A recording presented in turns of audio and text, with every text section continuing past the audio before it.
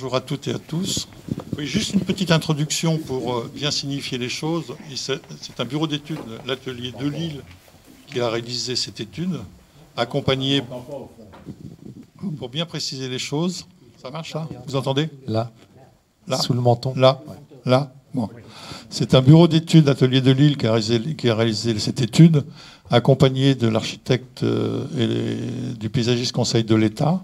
Une étude qui a été initiée par l'État, copilotée par la Fédération des maraîchers, et dans le but d'établir une sorte de mutation des tenues maraîchères dans les nouveaux projets qui viendraient s'implanter sur le paysage, de respecter, de ne pas imposer les tenues maraîchères, mais de pas imposer les tenues maraîchères, mais de respecter le déjà là des sites dans lesquels venaient s'inscrire l'ensemble. Oui, ce qui était important aussi, c'était de proposer aux... Alors, attendez, j'essaie de voir comment ça marche déjà. Ça passe d'une page à l'autre.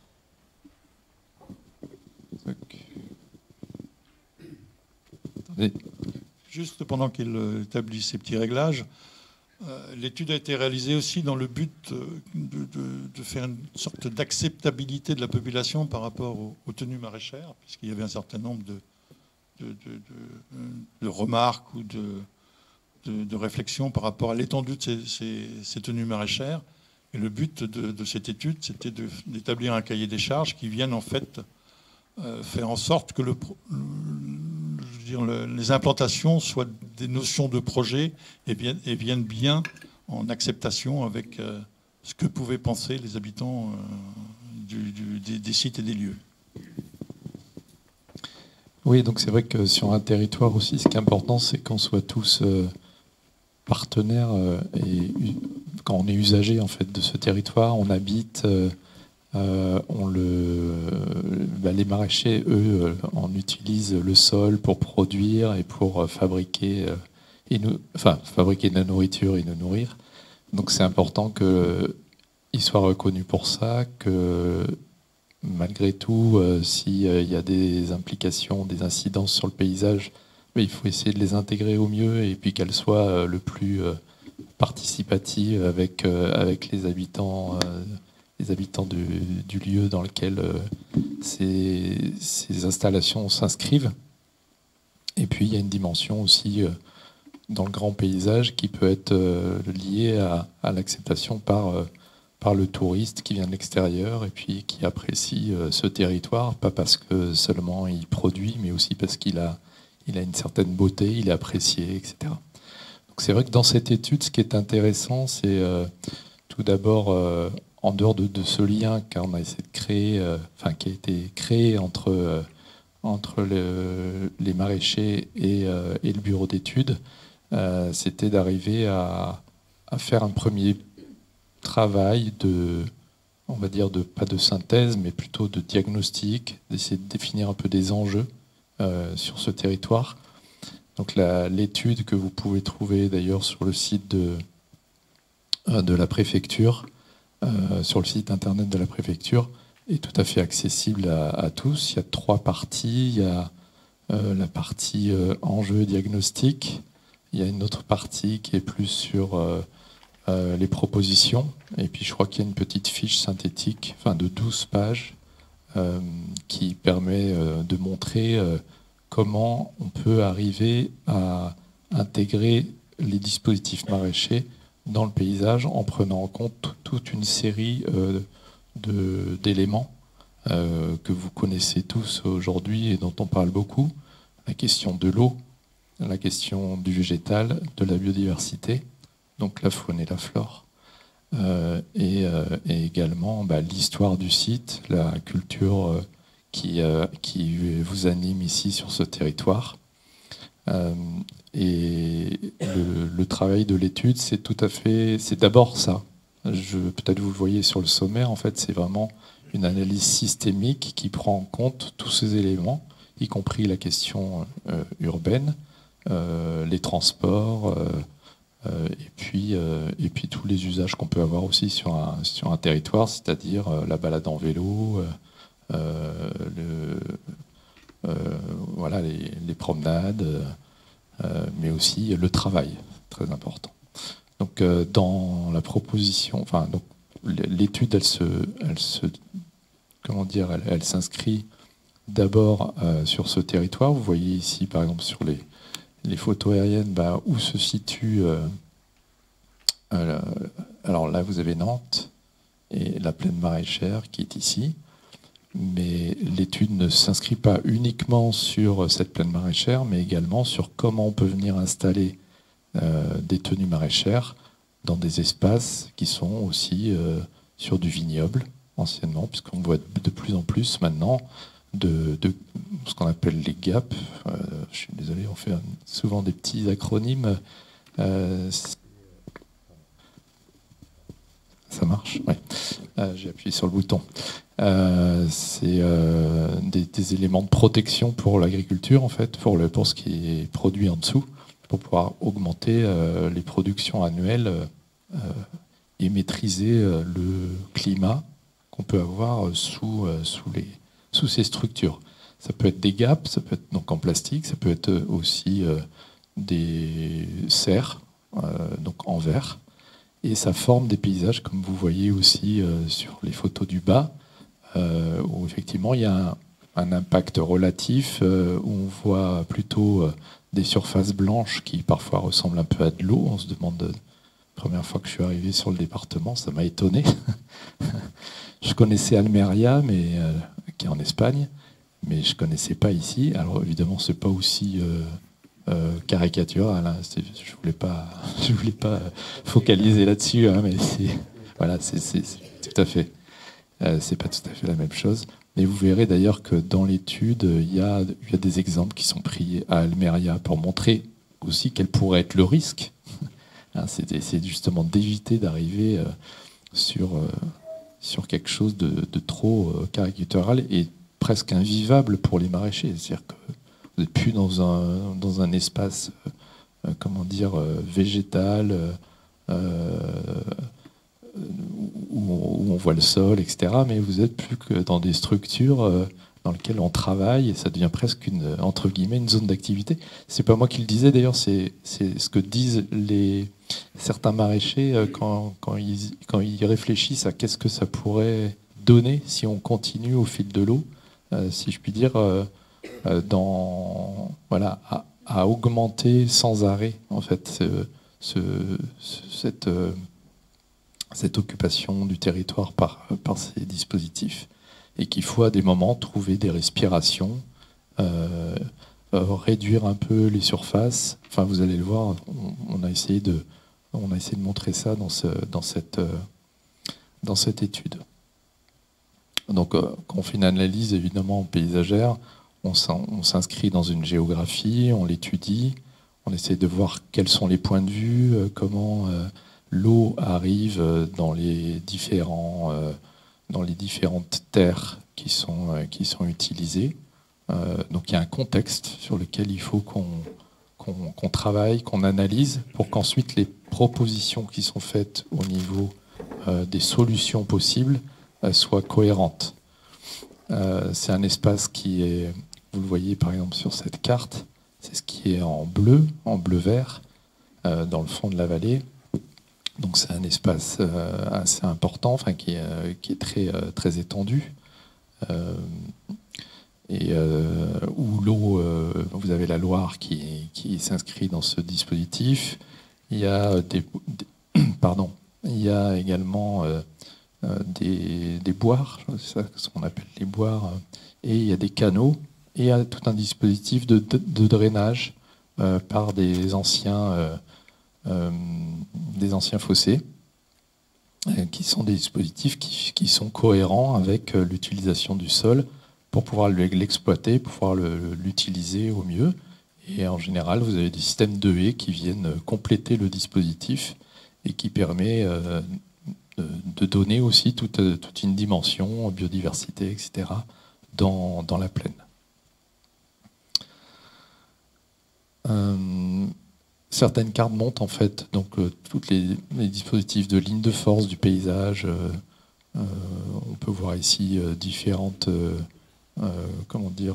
séquences paysagères qu'on a nommées, voilà, qui sont en fonction du nombre on va dire de haies resserrées, moins resserrées, et qui caractérisent en fait les différents lieux. Donc chaque numéro correspond un peu on va dire, à une séquence.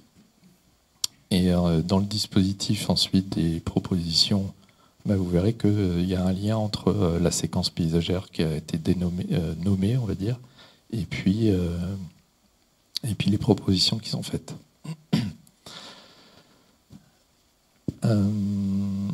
Alors on a fait une petite synthèse des différents points forts de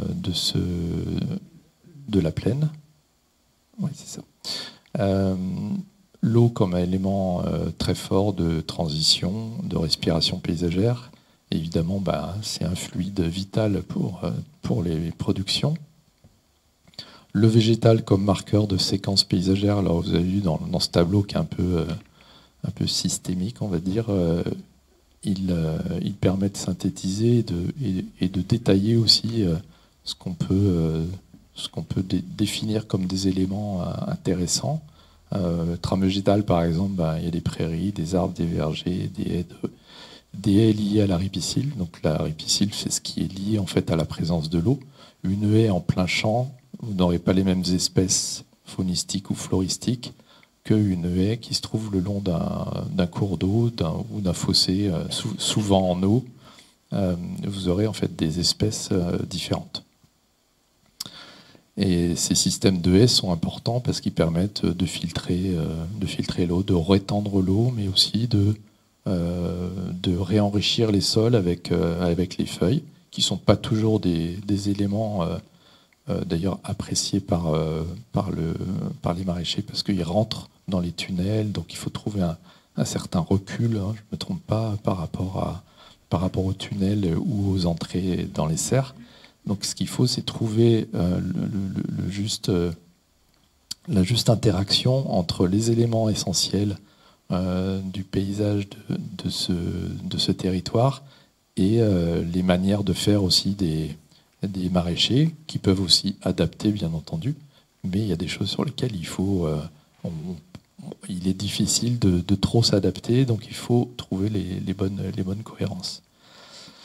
Et bien entendu, dans ce site, il y a des tramvières, c'est-à-dire il y a les routes qui permettent d'accéder. Il y a d'accéder en voiture, d'aller au travail, mais aussi de pouvoir disposer de ce lieu comme, entre guillemets, comme un territoire qui appartient aux habitants et sur lequel ils puissent aller se promener, en tout cas dans les parties, évidemment, qui sont publiques. Et c'est effectivement... Le quatrième point fort, c'est le territoire qui est vécu et habité. Et donc c'est cette interaction humaine qu'il faut aussi prendre en compte. Les espaces productifs, mais aussi les espaces habités, les plateaux, la vallée, et ce qu'on appelle aussi les levées urbanisées, c'est-à-dire les espaces, les perspectives depuis la vallée, sur les coteaux, etc. Donc c'est vous voyez, c'est assez riche en fait comme élément qu'on pourrait, on va dire, utiliser dans notre analyse et puis ensuite dans le projet.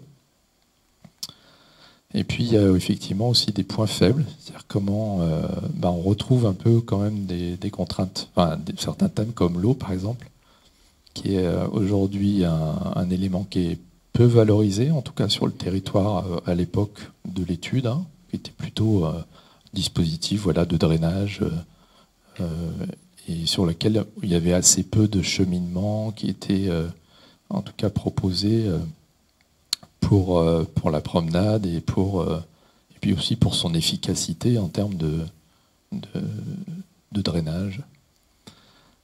Il y a aussi une forme de mitage du territoire. C'est-à-dire que c'est vrai qu'avec l'arrivée de ces dispositifs en dur liés au maraîchage, ça crée effectivement des systèmes artificiels, même si l'agriculture est artificielle, puisque effectivement on utilise le sol, même quand on n'utilise pas de GAP ou de serre, bon, ben, on vient labourer ou utiliser le sol, donc on l'artificialise d'une certaine manière en l'utilisant pour notre propre besoin, qui est celui de la production. Mais si on vient y rajouter donc, des dispositifs plus industriels, entre guillemets, comme les serres ou les GAP, ben, du coup, ça demande en fait de l'intégrer et de prendre en considération cet élément dans le paysage. Et donc, on ne peut pas juste poser les choses comme ça. Il faut aussi travailler sur des mises à distance, sur retramer avec de la haie, peut-être, éventuellement. Voilà. Et il y a tout ce travail en fait, d'interaction entre ces éléments-là pour arriver à avoir quelque chose de cohérent. C'est-à-dire que on ne peut pas venir sur un terrain vierge, poser les choses et c'est tout, quoi. Enfin, il faut vraiment le retravailler différemment. C'est vrai que je dis ça parce que parfois, alors plus trop maintenant évidemment, mais avant cette étude, on voyait arriver des dossiers où l'étude paysagère, c'était il y a un terrain, il n'y a rien, il y a 3 haies au fond, et puis on pose notre dispositif et il n'y a pas besoin de projet paysager en fait, puisque aujourd'hui il n'y a rien, et donc pour demain il n'y a pas besoin d'avoir plus. Et en fait, si, quand vous transformez un lieu, il faut l'accompagner en fait, surtout si voilà, il est construit, il se construit petit à petit. Donc, dans l'étude, on montre un peu aussi l'évolution de la vallée. Donc, vous voyez ce qui est jaune, les petits points jaunes par rapport aux petits points verts, c'est la fabrication de ces structures qui viennent sur le paysage, refermer d'une certaine manière le paysage. Un peu comme si on laisse un terrain en friche, au bout de 20 ans, il s'enfriche, comme on dit, et c'est des arbres qui poussent, ils se referment. Là, c'est un peu pareil, sauf que c'est nous, les humains, qui venons le refermer. Donc il faut, à partir de l'analyse, trouver des dispositifs qui permettent de garder une cohérence et éviter une fermeture trop importante. Donc voilà les photos qui montrent un peu l'évolution. 1850, tout est effectivement ouvert avec... ouvert, voilà, il y a des prairies, il y a des forêts, il y a des prés, il y a des maraîchages. 1940, le maraîchage arrive en grande et s'installe. Et puis à partir de 1960, mais surtout 1990, voilà, il y a les dispositifs de production plus efficaces qui viennent sur le territoire et qui s'installent durablement. Donc c'est des mutations paysagères relativement récentes, on va dire, et qu'il faut du coup prendre en compte. Parce que le dispositif aussi de production, d'amélioration de production, c'est aussi quelques bâtiments qui viennent s'installer proches des gaps ou des serres, puisqu'on vient en fait améliorer ou maîtriser le climat à l'intérieur de ces dispositifs pour pouvoir améliorer les productions et aussi les maîtriser au niveau peut-être des invasions d'insectes ou cryptogamiques, etc. Et donc ce dispositif-là aide aussi les agriculteurs à mieux maîtriser la production et assurer une certaine sécurité alimentaire. Juste un petit mot sur la composition des éléments construits. Ce ne sont pas des éléments secondaires, des éléments neutres. L'accueil, le stockage, le siège d'exploitation, ce sont des éléments qui viennent s'insérer dans la tenue maraîchère, mais qui nécessitent aussi une attention toute particulière pour une insertion cohérente dans le paysage et en architecture. Et ces bâtiments, qui sont parfois un peu simplistes, voire niais, sont des éléments qui doivent participer à la qualité architecturale ou à la qualité de composition de la tenue maraîchère. Alors, tant au niveau de la composition qu'au niveau de la qualité architecturale et les matériaux qu'on peut utiliser pour la mise en œuvre de ces édifices nécessaires à l'exploitation. On y viendra juste tout à l'heure sur des schémas qui sont présentés. Oui, c'est bon, je vais prendre celui-là. Donc on voit l'évolution de ce paysage. Souvent, bon, il y a eu, comme dans toute la France, hein, il y a eu des remembrements, etc. Donc le dispositif de haie qui existait avant, mais qui limitait la production aussi, et qui n'était pas très efficace en termes on va dire, de production globale sur les territoires, bah, du coup on les a arrachés. On s'est rendu compte évidemment plus tard, en tout cas on en parle plus maintenant, c'est que les haies en fait ont une vocation indispensable sur la qualité des terres, sur la qualité de l'eau, sur la variété et la diversité écologique et la biodiversité en fait. Tout simplement, elle ramène un peu de biodiversité à l'intérieur et aide, enfin à l'intérieur des territoires et des terres exploitées. Elle permet aussi de travailler avec des insectes, des papillons, etc., qui viennent aussi aider et améliorer en fait les dispositifs qui sont mis à disposition de nos productions. Plus sur des vergers, par exemple, bah, si on n'a plus d'insectes qui viennent butiner, bah, en fait, les productions sont moins bonnes. Il faut polliniser, c'est eux qui viennent polliniser. Voilà, donc il faut à chaque fois qu'on s'installe sur un territoire, bien travailler sur aussi comment on garde cette richesse qui vient nous aider, ce qu'on appelle un peu les services rendus par la nature, pour arriver à garder cet équilibre délicat entre les activités humaines et puis la nature. Dans l'étude, on a regardé aussi un petit peu qu'est-ce que ça pouvait coûter en fait en termes d'impact, de demander, de reculer une bande de 1 mètre par exemple, les serres par rapport à une voirie. C'était intéressant de voir comment on pouvait trouver un équilibre aussi entre forcément un besoin de rentabilité de l'achat de serres et ce que coûterait ce recul qui serait demandé par rapport à la voirie pour pouvoir mieux accepter son arrivée sur le territoire. Donc là, par exemple, on avait pris, je crois que c'était 6 € du mètre carré, voilà, et qui en fait, c'est un peu le coût de ce que coûterait un recul de 1 mètre par mètre linéaire comme impact économique pour le maraîcher.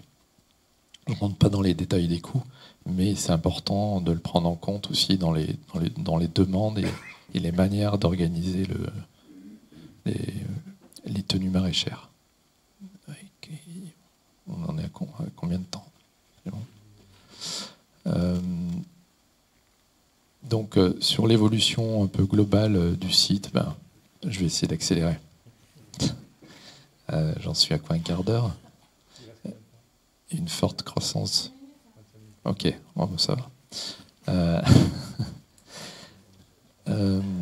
Donc là, on avait par exemple interrogé les maraîchers sur justement comment ils voyaient l'avenir, la forte croissance des GAP. Il y avait l'idée de se dire que ça risque de devenir un tas de plastique. Enfin bon, je ne sais pas qui a fait l'interview, mais enfin voilà, il y avait un certain nombre d'éléments qui faisaient que les maraîchers faisaient ressortir sur la tendance en fait que pouvait donner le travail sur l'extension des GAP sur le territoire.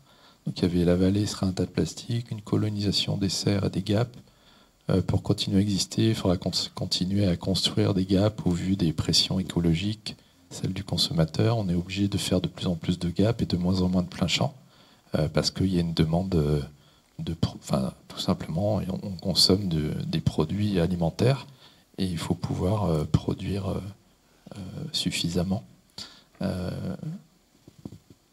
Donc j'imagine que c'était un peu ça les raisons.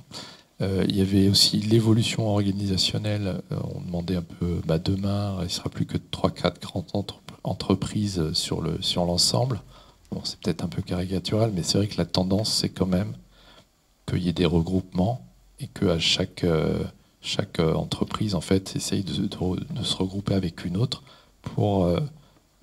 mais ça, je pense que vous pourrez en parler un peu mieux que moi, pour que les coûts soient un peu plus réduits et qu'il y ait une péréquation qui se fasse plus cohérente et plus correcte pour les agriculteurs.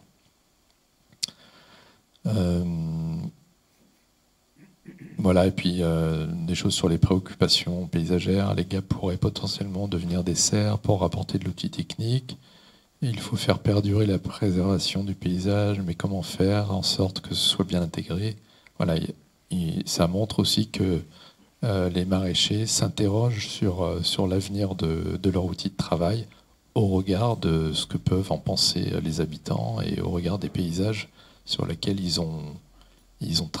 sur lesquels ils travaillent.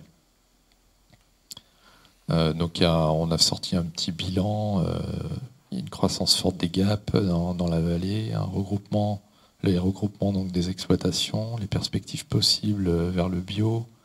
C'était des interrogations. Une prise de conscience des impacts sur le paysage et des envies de valorisation de ce paysage et de ce nouveau paysage. Puisqu'effectivement, comme vous l'avez vu avec ce qu'on a présenté là, il y a une grosse transformation qui s'opère et il faut trouver des solutions rapidement. Donc les tendances, bon, je ne vais pas rentrer dans le détail. Là, alors c'est dans l'étude, hein, c'est ce qu'avait proposé le bureau d'études, la comparaison avec Almeria, on va dire la tendance caricaturale de l'installation dans la vallée. Quelque chose d'un peu plus raisonnable sur les références à Salerne en Italie, mais surtout pour indiquer voilà, qu'il y a des similarités entre la gestion de l'eau en Italie et la gestion qu'on pourrait avoir aussi ici, le recul par rapport aux serres, par rapport au cheminement, etc. Et ensuite, on a travaillé un peu sur plutôt voilà, la synthèse des enjeux paysagers au regard de tout ce qu'on vient de se dire. Et donc, il y avait en gros quatre enjeux. Définir des actions d'organisation et de fonctionnement du territoire dans sa globalité, ça c'est pour les enjeux de planification. Faire appliquer et respecter des principes d'aménagement et adapter des règles d'implantation selon des critères et des secteurs identifiés. Ça c'est pour comment on fait pour arriver à ce que tous et toutes puissent répondre en fait à ces enjeux, comment on les applique. Les enjeux de mise en œuvre, bien entendu, du coup, définir des actions à conduire sur l'ensemble des motifs paysagers existants ou nouveaux pour restaurer, accompagner la mise en place et la fabrique des nouveaux paysages maraîchers, c'est-à-dire quelles sont ces actions qu'on met en place. Et du coup, en résultent aussi les enjeux d'image et d'acceptation, c'est mettre en avant la singularité maraîchère nantaise, favoriser la lecture et la compréhension du paysage et de la vallée par tous. Donc là, après, on a un peu décrypté pour chacun de ces enjeux qu'est-ce qu'on peut faire sur la trame de l'eau, la trame verte, la trame vierre et le bâti. Donc je ne rentre pas dans le détail, mais on pourra peut-être montrer du coup à suivre les exemples sur des 3 exemples qu'on a proposés. Et dans cette diapositive, par exemple, aussi, on explique quels sont les enjeux mis en œuvre, notamment sur l'eau, sur le maintien des paysages ouverts, donner la place au végétal et favoriser sa diversité, et comment on maintient et on renforce les axes de circulation comme des routes paysages, c'est ce qui avait été dénommé à l'époque. C'est-à-dire comment ces routes, plutôt que d'être simplement avec un à côté, une haie, un fossé, c'est comment on peut donner plus d'ampleur à ça et au final, comment créer une sorte de parc agricole sur l'ensemble de la vallée et qu'il y ait pas forcément des règles, mais en tout cas quels sont les types d'actions qu'on peut mettre en œuvre pour arriver à ce territoire géré, mais en même temps équilibré. Donc il y avait les enjeux d'image et d'acceptation aussi très importants. Donc par rapport aux maraîchers, définir des solutions paysagères ambitieuses mais économiquement acceptables et viables, pérenniser et renforcer l'effort de communication. Par rapport aux habitants, bien entendu, faire que la vallée reste un territoire attractif. Bon, je ne vais pas tous les citer. Et pour la collectivité, voilà, aussi donner un paysage et des moyens d'exprimer, de rendre lisible, par exemple, le risque d'inondation et avoir une meilleure conscience et culture de ce risque. Ensuite, on a développé un peu les différents leviers possibles. Donc, on a défini dans l'étude les différentes structures en ligne de force paysagère, donc avec les systèmes de haies, de chemins, le tissu urbain présent, etc. On a étudié aussi comment ça se faisait ailleurs. Par exemple, aux Pays-Bas, ici, on voit bien la présence forte de l'eau, le recul des serres par rapport au cheminement, comment en fait tout ce dispositif paysager en lien avec l'hydraulique et l'outil de production, comment il peut être créé et de manière relativement satisfaisante. Comment l'eau peut aussi mettre en scène les espaces qui sont occupés par les serres et les dispositifs. Là, il y avait un petit chapitre sur les sièges d'exploitation par rapport à la voirie. On a un petit peu parlé tout à l'heure, Didier. Et comment aussi on y accède. Voilà quelques exemples de ce qui se fait d'espaces d'activité de bonne qualité paysagère, on va dire.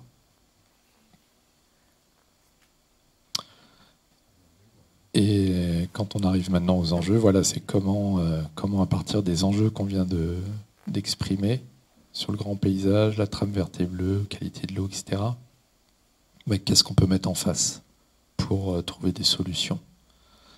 Je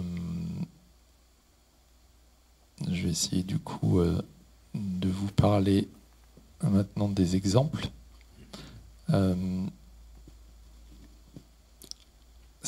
Alors, il y avait deux notions. Il y avait la notion un peu globale en fait du parc agricole, et puis ensuite des solutions plus locales, plus localisées pour les tenues maraîchères et paysagères du coup. Ça c'est une coupe sur la vallée en fait qui montre comment se situe le site comment se situe la vallée par rapport au coteau nord et au coteau viticole sud.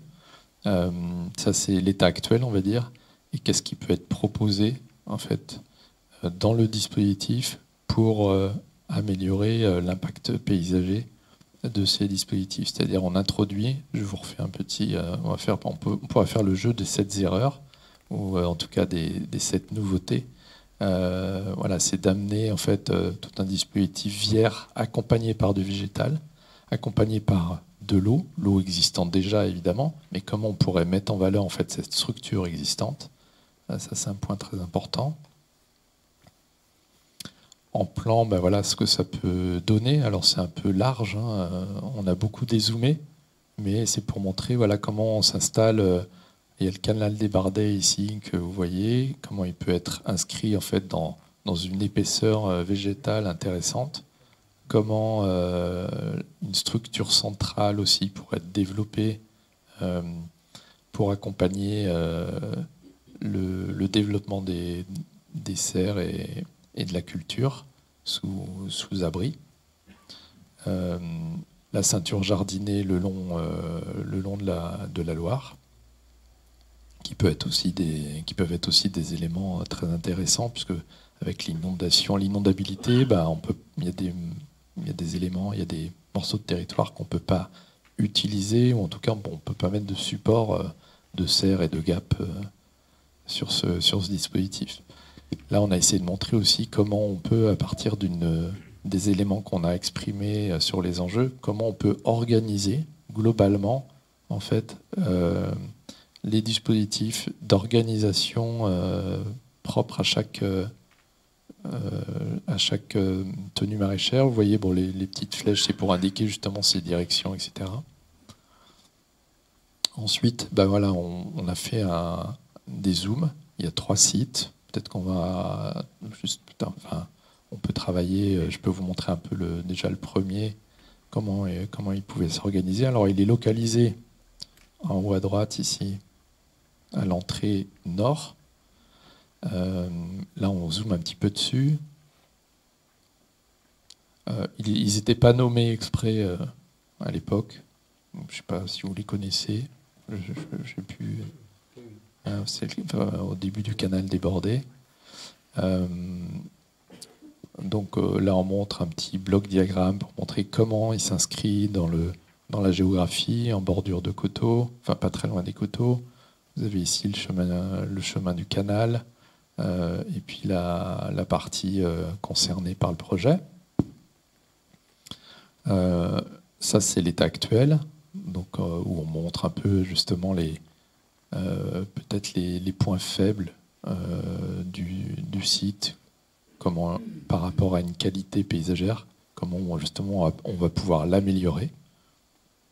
Donc là, on refait un petit historique en fait sur l'évolution du site à l'aide de photos aériennes qui peuvent être en général, c'est très très parlant. On voit, il y a une première serre ici, et ensuite ça se développe petit à petit en fonction des années.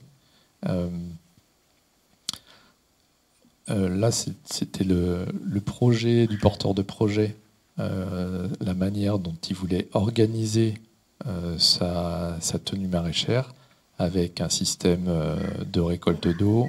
On voit les dispositions des serres et l'organisation, création d'un abri, etc. Et ensuite, avec les coupes qui vont avec, ça c'est pour expliquer un peu le projet qu'il souhaitait. Et dans le cadre de l'étude, voilà ce qui a été proposé. C'est-à-dire plutôt de plus travailler sur les épaisseurs végétales et la question de l'eau, pas seulement sur le bassin de décantation, mais également sur les fossés adjacents et le canal en coupe. Et ça, c'est pour montrer à gauche ce qui avait été proposé initialement et à droite ce qui était proposé dans le cadre de l'étude pour développer ce projet. Donc il y a évidemment ce qu'on voit là-dessus, c'est une diminution de certains rangs de structures d'abri, un peu au sud, un peu au nord. Vous voyez, il y en a un peu moins en fait à chaque fois. On a gardé l'orientation, puisque c'est une orientation qui était souhaitée par rapport, je crois, au vent, enfin à l'aération des gaps, etc. Et puis aussi des zones de recul et une organisation aussi un petit peu qui vient s'inscrire avec la ligne d'eau ici, qui au lieu d'être un peu plus large sur le schéma de gauche, vient un peu s'étendre jusqu'au bout de la tenue, ce qui permet en fait de donner des perspectives, d'éviter ce qu'on disait tout à l'heure sur la question des sites qui se referment, et donc redonner des perspectives un peu claires et un peu larges. En fait, c'est un peu contraignant pour le maraîcher, parce que du coup, ça lui fait moins de surface exploitable, Mais disons que par rapport à un état initial où en fait il n'avait pas du tout de gap et il faisait du plein champ, mais il a quand même la possibilité d'avoir plus de production, même si on réduit un petit peu ce qu'il souhaitait au départ.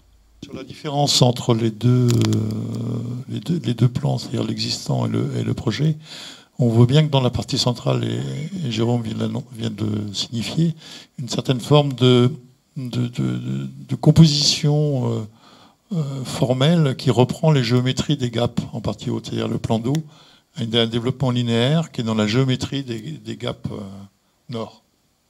C'est des éléments qui sont des éléments qui peuvent paraître un peu secondaires comme ça à la lecture, mais qui sont des éléments fédérateurs de l'organisation de la tenue maraîchère, de même que, on le verra un petit peu plus loin sur les alignements des sièges d'exploitation ou des bâtiments et des édifices qui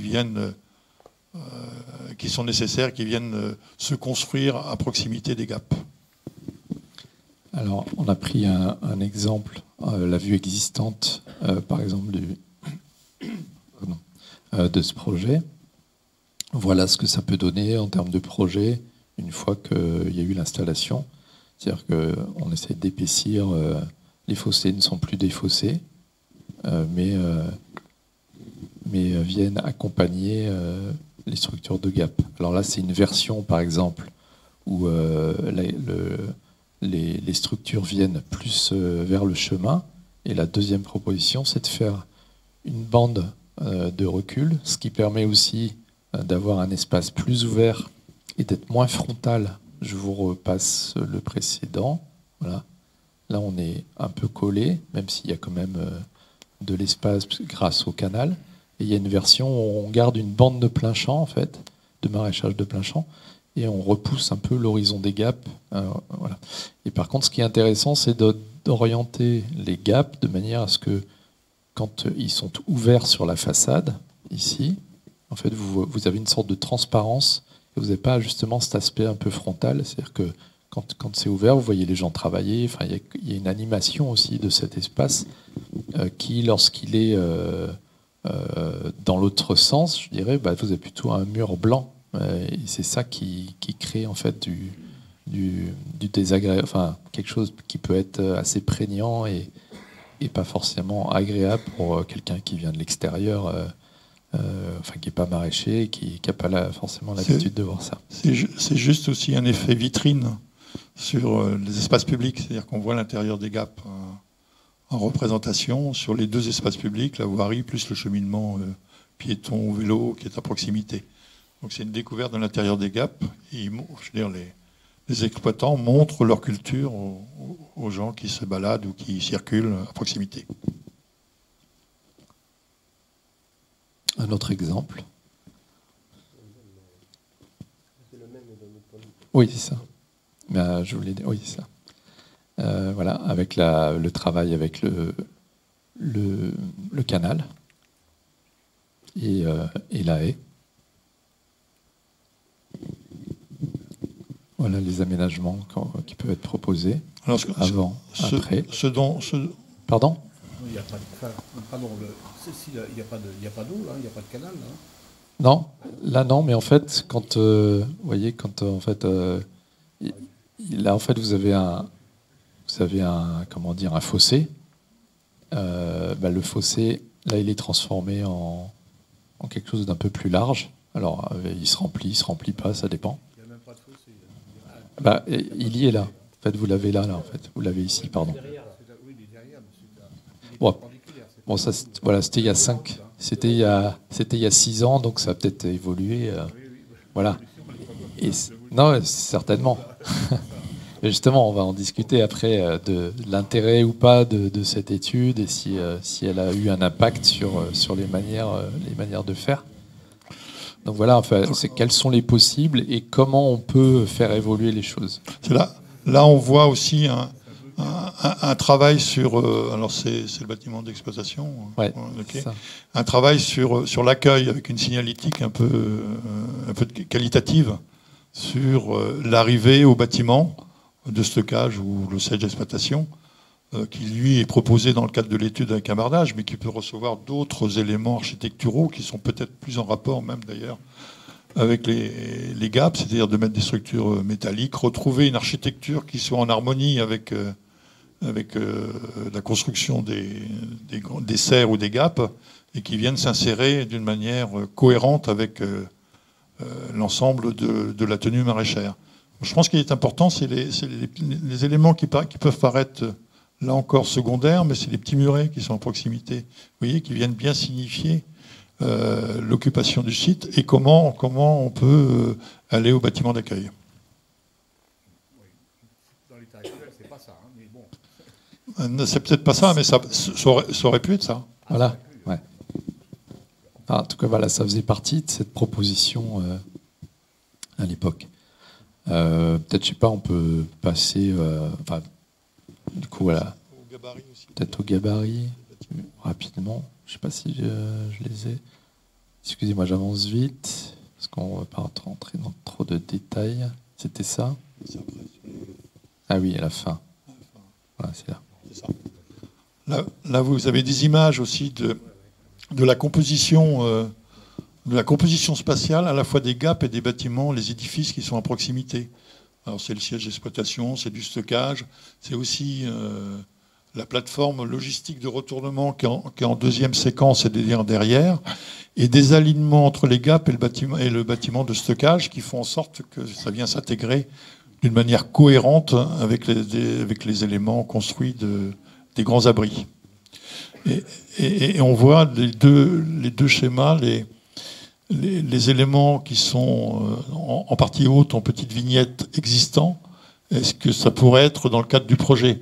On voit bien qu'il y a une reconfiguration des grands abris en ligne sur la voirie, des espaces de transition entre la voie publique et puis les grands abris, mais aussi une recomposition des espaces d'accueil, des aires de stationnement et la mise en forme des conditionnements et des éléments que l'on peut souvent considérer comme éléments secondaires qui n'en sont pas du tout. Voilà, donc travail des premiers plans, identification de l'entrée principale, accompagnement et traitement de la voirie et organisation des espaces fonctionnels. Ouais, c'est un peu les quatre éléments un peu forts. Qu'on retrouve bien dans ces schémas. Voilà, c'est ça. Et après, voilà, il y avait ensuite des possibilités. Enfin, ce qui était important dans la question du premier plan ou même des aspects un peu culturels, il y avait aussi la question de pas peut-être à l'entrée, quand on a de la terre nue, c'est peut-être moins appréciable, on va dire, que si c'est ensemencé. Et de plus, l'ensemencement permet aussi de moins abîmer, en fait, de moins abîmer les sols, enfin la structure qualitative des sols. Et donc ça peut être aussi un élément intéressant à plusieurs titres. C'est-à-dire pas seulement ça fait joli, mais en même temps ça donne de la qualité au sol. Les UV viennent pas stériliser en fait la surface du sol. Voilà. Après, il y avait différentes petites choses possibles sur les jachères fleuries, les bandes fleuries enherbées, etc. Voilà. Désolé, j'espère que j'ai pas été trop long. Merci pour cette présentation. On a terminé là sur vos préconisations, en fait, ce que pourrait donner demain ce paysage maraîcher. Moi, je voudrais d'abord qu'on fasse un retour dans le temps. On revient en 2016, et là, je me tourne vers le président de la Fédé des maraîchers. Qu'est-ce qui, en 2016, motive la Fédé pour demander cette étude? Vous aviez déjà des chartes, des labels. Qu'est-ce qui fait que vous aviez besoin de lancer cette étude? Tout d'abord, merci pour l'invitation et pour l'organisation de ce petit moment.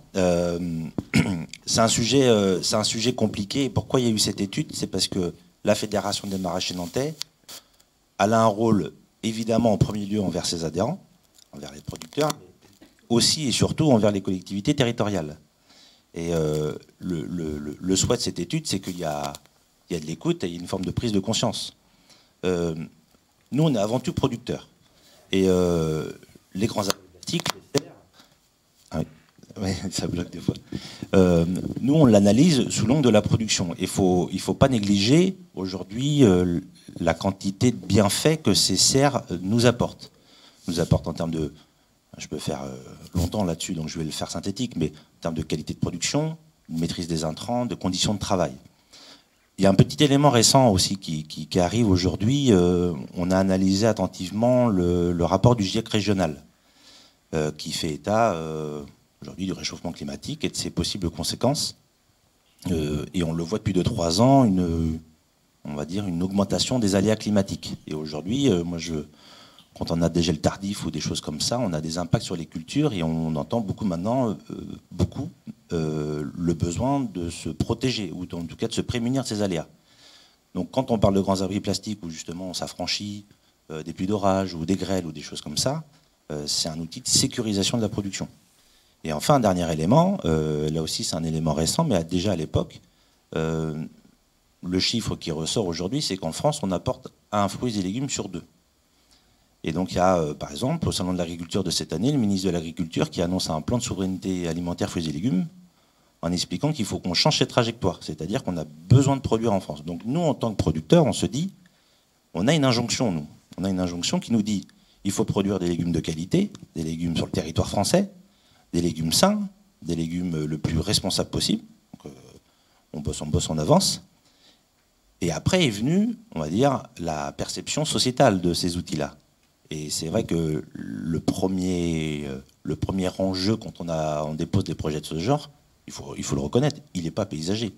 Il est avant tout pour la sécurisation de la production. Donc quand on a des remontées, parfois, on ne va pas se mentir, des projets délicats, parfois conflictuels, on n'est pas sourd à ça. Donc on en parle, on a des conseils réguliers, on a une filière qui vit, qui se cause. Donc quand ce sujet remonte, on commence par dire, il faut qu'on change notre façon de faire. Donc on essaye de faire nos propres autorègles. Et puis quand au bout d'un moment, certains jouent le jeu, d'autres moins, on se dit, il faut qu'on mette une étape en plus. Donc comme on a un devoir aussi vis-à-vis des services de l'État, pour qu'on dise comment est-ce qu'on peut faire pour cadrer les projets. Il y a 2 façons de faire. Il y a la loi, et là il n'y a pas de débat, hein, c'est-à-dire qu'on dit à tous nos maraîchers, quand il y a un projet, il y a des règles à respecter, il y a des lois. Donc, il y a des lois sur l'eau, par exemple, aujourd'hui, il y a des études environnementales, donc on communique là-dessus. Et puis sur les règles paysagères, il n'y a pas de cadre. À l'époque, il n'y avait pas de cadre. Donc même en essayant d'inciter à faire, on voyait qu'il y avait aujourd'hui des sensibilités différentes. Donc c'était pour nous, à cette époque-là, une volonté d'aller à une étape supérieure et de dire, encore une fois, en collaboration avec les services de l'État, de dire, dans l'instruction des dossiers, il y a le cadre réglementaire et il y aura une règle en plus. Il faut savoir que c'est une règle qui existe qu'en 1944. Hein. C'est-à-dire qu'aujourd'hui, il y a d'autres territoires en France et ailleurs où les grands se développent, où il n'y a pas ces obligations-là. Ça n'empêche pas certains projets se faire avec des intégrations paysagères. Mais il n'y a pas d'obligation. Donc pour nous, l'idée, c'était de dire, on a besoin de continuer à déployer ces grands abris. Par contre, il faut qu'on écoute, il faut qu'on intègre ces demandes de voisinage et sociétales. Donc il faut qu'on se crée un cadre qui soit commun, quoi. Donc d'où l'idée d'avoir un travail indépendant, d'architecte paysagiste, qui soit quand même co-construit avec nous, hein, pour qu'on puisse quand même exprimer les choses, et que ce document, de notre point de vue, le premier public à qui c'est destiné, c'est les maraîchers eux-mêmes.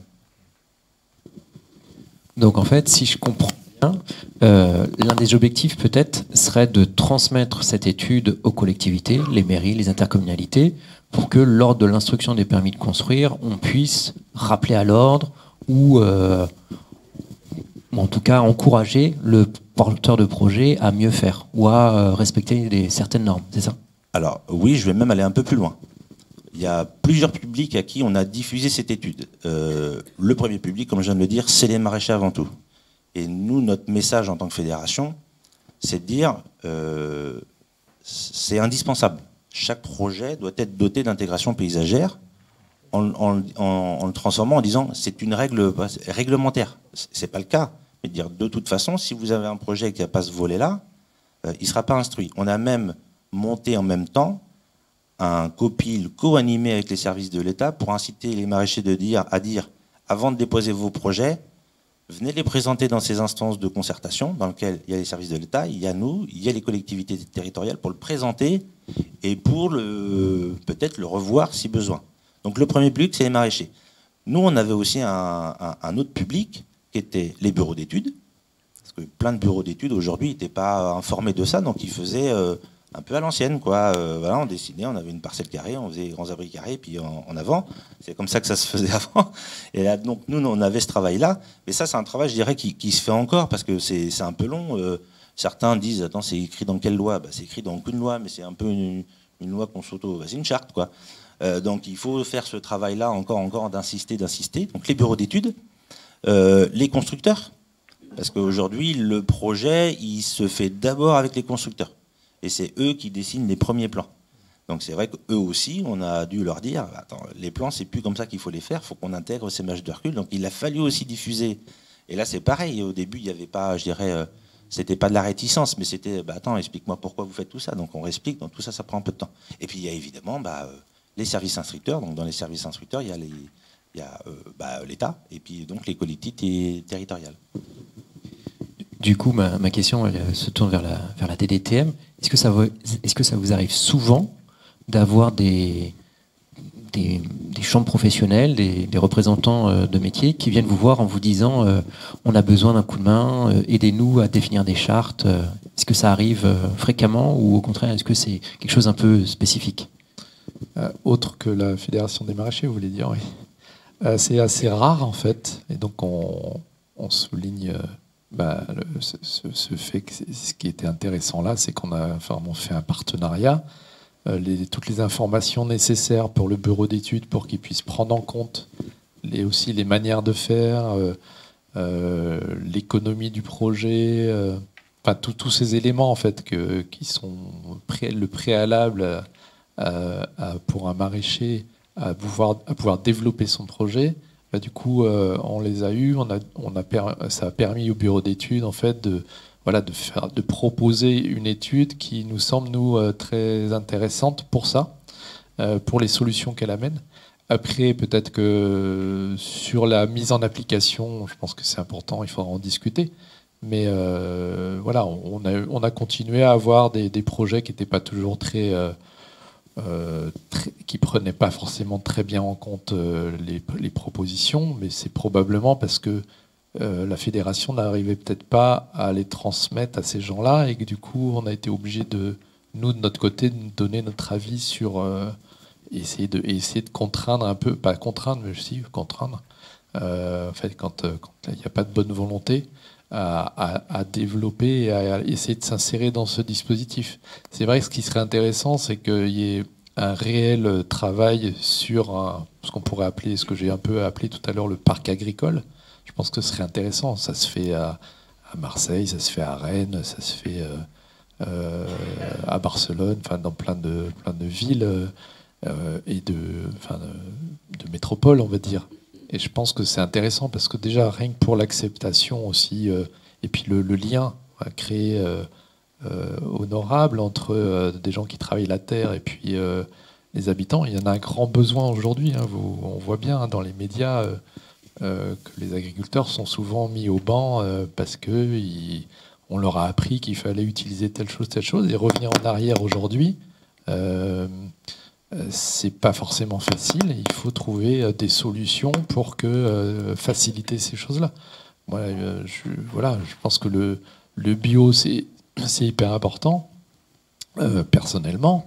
Et j'essaye toujours de travailler dans ce sens-là, même dans mon métier. Moi, je suis paysagiste, donc voilà, quand je travaille après avec d'autres maîtres d'ouvrage, j'essaye de développer ces idées qui aident aussi à la transition écologique, qui aident à ce qu'on arrive à mieux vivre sur nos territoires. Mais c'est vrai que pour l'instant, vous voyez, la dernière décision sur le glyphosate, la France se positionne pas en votant pas, ni oui ni non. C'est une manière finalement de botter un peu en touche. Et du coup, ça fait 10 ans qu'on aurait dû déjà peut-être trouver d'autres solutions. Peut-être qu'il n'y en a pas. Peut-être que du coup, vous pourrez répondre là-dessus. Mais je pense que c'est hyper important de montrer aussi l'inertie qui est pas de la faute des agriculteurs, je pense. Enfin, mais peut-être un peu plus des fédérations qui les. Je parle pas de celle des maraîchers, mais de la FNSEA et des lobbies en fait qui aussi essayent de tirer dans l'autre sens. Je fais exprès d'être un peu provocateur, mais gentiment je le fais. Votre question ne concernait pas seulement les maraîchers ou les agriculteurs, je pense. C'est vrai qu'on travaille aussi au travers de nos conseils auprès de collectivités sur la reconfiguration, la revitalisation des centres-bourgs, dans une démarche là aussi respectueuse du déjà là ou respectueuse d'une certaine forme de sobriété pour éviter l'imitage, pour pouvoir effectivement reconstruire la ville dans la ville, retrouver des friches, des maisons vacantes. Et cela, c'est vrai qu'on est sollicité assez régulièrement par des collectivités à ce sujet-là pour pouvoir faire une sorte de cahier des charges pour des appels à projets qui peuvent être résultés sur une sorte d'élément un peu fédérateur sur un plan guide de la reconfiguration d'un centre-bourg, d'une petite ville ou d'une ville à la campagne ou d'une communauté de communes qui veulent se regrouper pour faire là aussi une réflexion globale sur l'aménagement de leur territoire, un petit peu en dézoomant, pas en se limitant à l'intervention sur leur unique commune, mais en allant au-delà pour faire une zone d'activité plutôt que d'en faire 4, faire un terrain de sport mutualisé plutôt que d'en faire 5. Enfin, je veux dire, il y a une certaine forme de travail sur la sobriété, le respect du déjà là et l'intégration à la fois dans la ville et dans le paysage. Justement, en fait, c'est vrai que votre étude, elle rappelle un élément fondateur, c'est que le paysan fait le paysage, entre guillemets. Et on montre là justement que ce travail des maraîchers, qui est un travail assez ancien sur ce site, aujourd'hui il se modernise, donc il amène des nouveaux outils. Et du coup, justement, sur des exploitants maintenant qui s'installent, comment vous avez pris en compte ce cahier des charges, enfin cette demande? Moi, j'étais déjà installé depuis 15 ans. Et on a fait notre première serre en 2007. Et puis après, c'est vrai que il y a eu, ça s'est fort développé en 2010 là. Et c'est vrai que forcément, il y avait des réactions du voisinage, hein, et puis un peu plus loin. Et on peut le comprendre, hein, bien sûr. Et moi, je pense que il faut que quand on travaille, on soit accepté par le maximum de nos voisins et la population, plus ou moins loin, et qu'on est aussi au bord de Loire, donc c'est quand même un peu touristique. Donc c'est vrai que les municipalités commençaient à mettre des distances, on entendait de 100 mètres, 200 mètres. Donc on s'est dit, si on ne peut pas continuer comme ça, ou alors le dernier projet qui passe, il passera, et puis voilà, ça sera le dernier qui sera passé en Hollywood, quoi. Et c'était pas la stratégie de la fédération, la stratégie était de construire quelque chose. Et on avait commencé à faire des haies, on va dire un peu de façon bête et méchante, c'est-à-dire que le long des routes départementales et puis routes communales, mais pas forcément le long des chemins de remembrement. Donc et on les faisait pas. Moi, j'ai bien aimé le travail parce que c'était co-construit et puis expliqué, quoi. Donc avec Grégory des ateliers de Lille aussi, qui expliquait, prenait des exemples. Une autre personne qui était venue de Marseille, disait là vous avez, comme c'est quand même des polders un peu au départ, polders ou marais, donc il y a toujours de l'eau même l'été, donc il y a quand même donc c'est vert, quoi. Ça ressemble pas au sud de la France ou à l'Espagne. Donc c'est vrai que nos bassins d'orage étaient souvent cachés par des haies. Et c'était dommage que dans les bassins d'orage, il y a de la vie, il y a des hérons qu'on a pu voir, diverses. Voilà. Et puis on cachait ça se trouvait souvent comme ça, on cachait l'intérieur des serres. Il nous dit non, il vaut mieux cacher le plastique, les longs pans, les grands côtés, et puis ouvrir. Donc voilà. Et comme on avait un projet on avait quand même planté pas mal de haies avant, mais pas forcément au bon endroit. On les a laissés. Hein. Et puis quand on a eu un autre projet, on s'est dit voilà, pourquoi pas le mettre, le proposer. Donc il a fallu convaincre moi mes associés de côté utile, novateur, et puis constructeur, bureau d'études. Voilà. Après, pour répondre sur le bio, quand même, moi j'ai rêvé, j'ai cru un peu au bio, enfin j'ai cru un peu, non, j'ai cru au bio, Mais il faut bien comprendre qu'il y aura du bio que si les gens en achètent. Et il y aura du local si les gens en achètent, mais si les gens n'achètent pas, le système économique il tombe. Voilà, donc petite précision quand même, parce que le bio, on voit bien que bon, c'est moins la priorité, et ça, en tant que producteur, on n'y peut pas grand-chose. Voilà.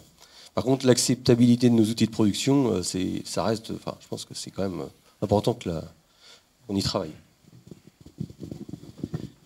Et donc justement, vous disiez qu'il y avait différentes personnes à convaincre. C'était quoi finalement le plus difficile à convaincre? C'était les voisins, c'était les bureaux d'études, les constructeurs, les collectivités? Ça a été étape par étape, mais souvent le même discours. C'est-à-dire, on peut pas, enfin, on passe puis ce sera pour les autres, quoi. Bon, voilà, ça peut être une stratégie, mais étant dans le conseil d'administration de la fédération. Et puis, bon, je suis né là, je vis au milieu. On aime quand même habiter dans un paysage qui est agréable. Enfin, ou alors on est fait différemment, mais bon, voilà. Et puis, non, du coup, le même discours, quoi. Un peu de recul, ne pas être étouffé. Enfin, moi, c'est vrai que la Hollande, ça me plaisait, quoi. Enfin, le paysage hollandais, je sais pas, mais la référence à Utrecht, effectivement, est plutôt valorisante, en fait. Ouais, du recul, des serres, c'est vrai que les canaux. Moi, c'est vrai que ça m'avait plu cette. Voilà. Bon, après, là, moi, je laisserai Régis peut-être en parler, mais c'est vrai qu'après, nous, on propose à la fédération, enfin, on a proposé, construit quelque chose. C'est vrai que, bon, il y a, oui, la ceinture jardinière, la route, ça rappelle, c'est vieux, ça rappelle des choses, la route, la levée de la Divate. Le canal des Bardets, mettre des grands arbres, voilà, mais après, ça demande des sous, mais après l'accompagnement et la mise en place. On a une route du vignoble, en fait, et l'idée, c'était peut-être un peu d'avoir à nouveau une route du maraîchage, c'est ça? C'était un peu l'idée, peut-être? D'en faire presque. Il y avait la ceinture jardinière, donc je la connais parce qu'elle passe devant chez moi. Donc elle faisait la différence entre les petites parcelles des bords de Loire, la levée de la Divate, les petites parcelles, enfin, plus petites parcelles terre sableuse, donc, déjà qui n'ont pas forcément besoin d'être couvertes. Donc c'est une route qui est parallèle à la Divate, enfin 1 kilomètre en retrait, côté vallée. Et puis après, on va dire les serres qui commencent, quoi. Et après le canal des Bardets, le coteau, enfin le Piémont et le coteau. Et c'était, bon, c'est vrai qu'il y avait des grands principes qui auraient pu, mais qui peuvent encore. Mais bon. Non. Non, mais je crois que ce qui est important dans ce que vous dites, c'est vrai que s'il y a aussi la puissance publique qui aide aussi à développer ce parc agricole, on peut arriver, enfin notamment la métropole, hein, je pense à la métropole, on peut arriver aussi à créer quelque chose d'intéressant. C'est-à-dire que pour arriver à le faire, il faut un petit peu plus de foncier que ce que n'a l'espace public aujourd'hui. Donc il faut travailler avec justement les propriétaires, développer cette idée qui est somme toute assez simple. Vous avez vu, le plan, il se calque sur l'existant, en fait. Il faut faire, comme disait Didier tout à l'heure, il faut faire avec ce qui est déjà là, et puis le renforcer, et puis l'améliorer, etc. Après, je voulais juste rebondir sur la question du bio. Je comprends, le bio industriel, c'est quelque chose d'assez complexe, parce que vous êtes quand même soumis à des contrats, etc. Par exemple, sur toute la filière paysanne plutôt axée à MAP, elle se dégage complètement de ça et ça marche très bien pour eux. Enfin, en tout cas, chez nous, à Marseille, c'est comme ça que ça marche. Ouais, c'est moi qui suis de Marseille. Et du coup, voilà. Et je comprends qu'après, voilà, il y a des contraintes. Et puis c'est vrai qu'aujourd'hui, le coût de la vie ayant augmenté, il y a des grosses difficultés pour cette filière-là, en fait.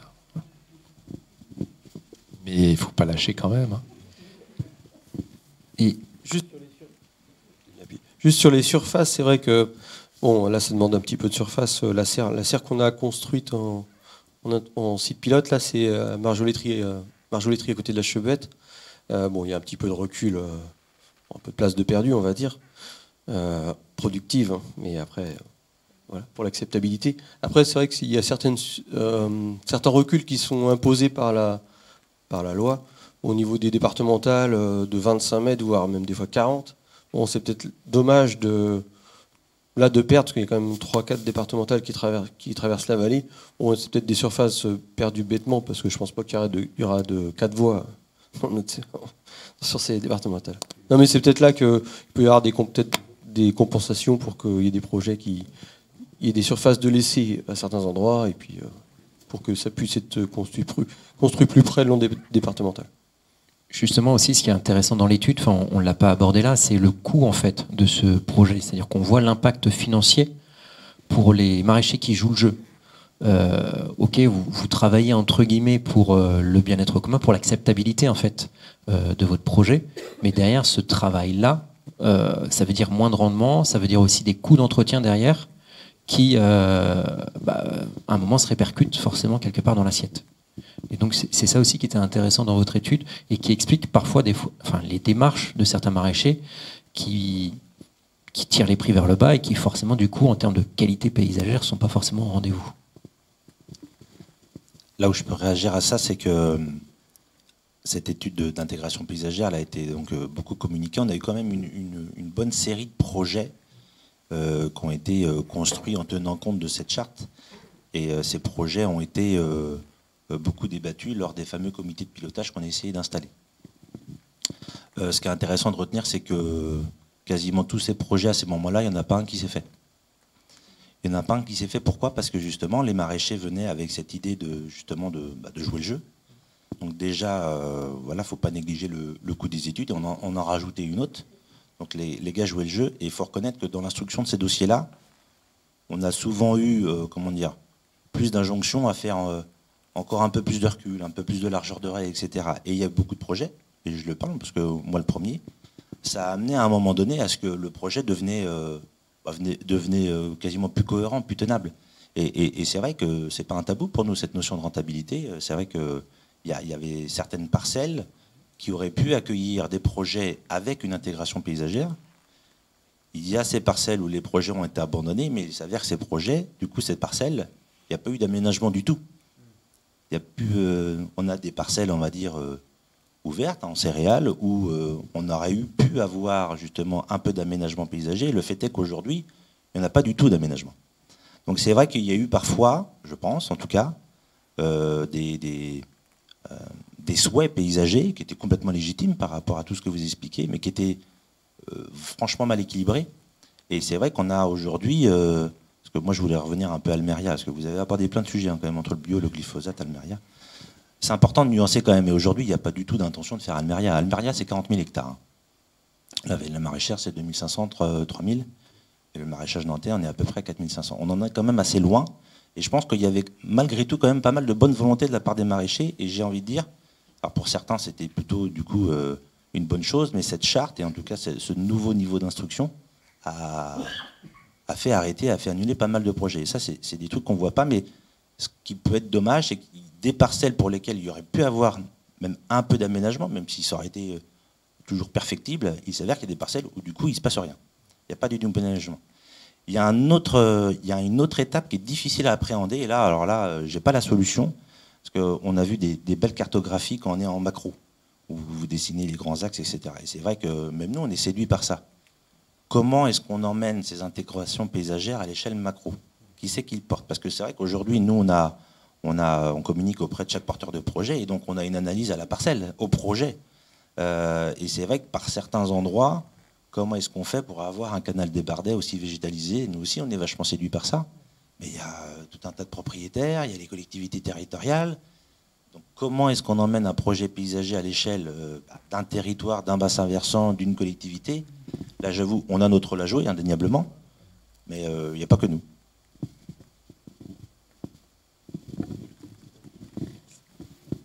Oui, c'est un peu ce que je disais tout à l'heure. Évidemment, vous n'allez pas le faire tout seul, parce que ça a un coût aussi. C'est pour ça que tout à l'heure, je parlais de la métropole. C'est que je pense que c'est un projet qui demanderait à ce qu'il y ait de nombreux acteurs qui puissent aider, en fait, à travailler sur cette question. Mais et sans eux... Justement, sur le territoire, actuellement, on a la chance d'avoir les documents d'urbanisme qui sont en travail quasiment en même temps. On a les PLUI, on a le SCOT qui aujourd'hui est en train d'être retravaillé, enfin, comme beaucoup d'autres SCOT. On a en plus sur le pays du vignoble un plan paysage qui va être établi. Donc effectivement, c'est des choses qui peuvent tout à fait être intégrées pour qu'au moins ce soit repris dans les documents publics. Et que là aussi, on donne à lire un projet de territoire, en fait. Parce que c'est ça, en fait, ce ce projet-là. C'est un projet de territoire. Comment on transforme une exploitation, enfin un territoire exploité, en quelque chose qui peut devenir une vitrine pour le territoire, en fait. Faut savoir d'où on part aussi. C'est une transition. C'est vrai que dans les premiers, en 92, je crois, il n'y avait ni permis ni loi sur l'eau. Loi sur l'eau, c'est 96, non ? Ouais, à peu près. Donc, après, bassin d'orage. Et puis après, donc il y a pas mal qui se sont faits là. Et puis après, voilà ce qu'on a parlé là. Et maintenant, c'est vrai que, comme dit Régis, réduire des serres, une serre de 4 hectares en 4 blocs de 1 hectare, si ça s'y prête pas, faut voir. Voilà, faut pas aller trop loin non plus, trop vite. Sinon, après, la profession, elle se bloque. Et puis on a un syndicat de maraîchers, mais les maraîchers adhèrent s'ils le veulent ou s'ils le veulent pas. Donc voilà, on n'est pas. Et vous voyez ce que je veux dire. Ça là-dessus, je rebondis sur Bertrand. On a ce travail-là à faire encore, on a à s'améliorer évidemment, et même dans la communication auprès des maraîchers. Vous parlez des PLU, c'est intéressant parce que ce serait mentir de dire qu'on est pleinement satisfait de l'application de cette charte. Mais je pense qu'effectivement, il y a un rôle à jouer dans les PLU. Aujourd'hui, on bataille, c'est le mot, avec certains élus qui ont plutôt envie de contraindre, voire d'interdire les grands abris, pour des raisons qui peuvent être légitimes, mais nous, la réponse ne nous satisfait pas vraiment. On a plutôt envie de dire, justement, imposez-nous la charte, imposez-nous de la concertation, imposez-nous, justement, des règles paysagères, n'interdisez pas l'outil, imposez-nous de raisonner le développement de ces outils dans un territoire à l'échelle macro. Imposez-nous ça, imposez-nous ces règles-là. Donc nous, on va dire, même si aujourd'hui cette charte allait, on espère encore s'améliorer, moi je dis, il faut continuer, quoi. Il faut surtout continuer. Nous, on doit continuer auprès des maraîchers, des bureaux d'études et puis des constructeurs pour essayer que ça se développe. Et puis on dit aussi aux communes et aux services de l'État, continuez de nous accompagner. Parce qu'encore une fois, je vous disais, dans l'instruction des quelques projets où il y avait, de mon point de vue, un peu de bonne volonté, ils ont plutôt été bridés et pour la plupart, entre le coût que ça demande, le temps que ça demande, etc., voilà, qu'on passe notre tour et puis on laisse la parcelle comme elle est. Donc on a plutôt envie de dire... continuons, quoi. On va dire, cette charte, elle est encore assez récente. C'est quand même quelque chose d'assez rare. C'est pas encore quelque chose qui est bien peut-être appréhendé par tout le monde. Donc on doit continuer, nous, à faire ce boulot-là, quoi. C'était l'un des objectifs de l'étude. Encore une fois, vous n'avez pas eu le temps de le lister, mais il y avait un vrai travail de communication qui a été évoqué vis-à-vis du public pour bien faire comprendre à quoi servent ces gaps et comment on peut les intégrer, et aussi expliquer aux élus comment utiliser la charte. Ça, c'est une chose. Effectivement, l'étude, elle est relativement récente. Enfin, on voit, elle est 2017, mais grosso modo, avec le Covid, il y a eu des temps morts, il y a eu des élections municipales aussi, donc c'est difficile.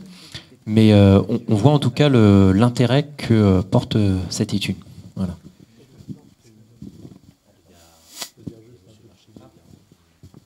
On se lance avec les questions du public.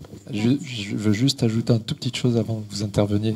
C'est dire que cette étude, elle nous a permis aussi de nous parler, l'État et les maraîchers, et ce qui n'était pas gagné à la base, si je me rappelle bien. Il y avait quand même des tensions, et c'était déjà ça, c'est intéressant. Et je pense qu'il faut prolonger ce débat avec les élus, avec les collectivités, avec les habitants, pour que justement ce projet de production, mais aussi de comment on le transforme en projet de vie, en projet de voilà.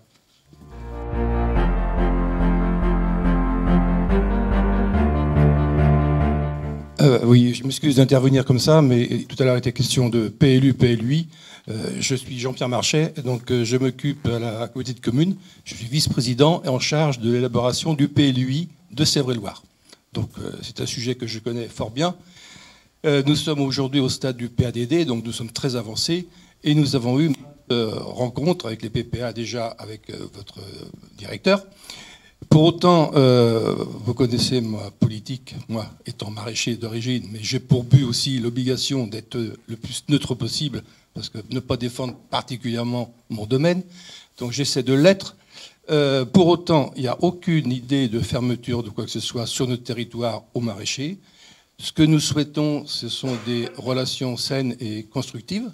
La charte, ça me fait plaisir d'être là ce soir, parce que ça me conforte dans les idées de futures installations. Et là, nous allons passer bientôt, en 2024, au zonage et à la réglementation.